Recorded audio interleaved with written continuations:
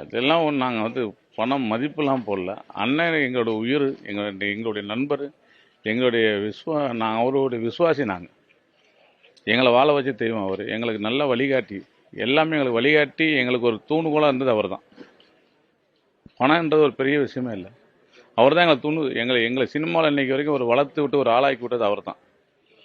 நாங்களாம் கார்டு எடுக்காமல் சும்மா அட்மெண்ட் பேரில் இருக்கும்போது எங்கள்லாம் வந்து கார்டு எடுக்க வச்சு இப்படி தான் இருக்கணும்னா தம்பின்னு சொல்லி எங்களை கார்டு எடுக்க வச்சு ஒரு ஆளாக்கி இன்றைக்கி சினிமாவில் ஒரு இதாக ஆளாக்கி விட்டது, ஒரு நடிகர் ஆக்கி விட்டது எங்கள் அண்ணன் தான், ரோபோஸ் அண்ணன் தான்.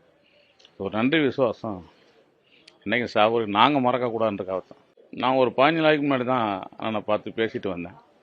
அதுக்கு நடுவில் நான் கொஞ்சம் வெளியில், நான் இப்போ கலைஞர் டிவியில் ஒரு சீரியல் பண்ணிக்கிறேன். அது அந்த ஒரு எபிசோடு நான் போய்கிட்டு இருந்துக்கலாம். அவர் அண்ணனை கொஞ்சம் பார்க்க முடியாமச்சு. ஆஸ்பத்திரியில் இருக்கான்னு சொன்னாங்க. அதுக்குள்ளே இது எல்லாமே முடிஞ்சு போச்சு. நாங்கள் இதெல்லாம் வந்து ஒரு கடவுளை கூட நினச்சி பார்க்கல. இந்த இதில் நடக்குமா அப்படின்ட்டு நினச்சி கூட பார்க்கல.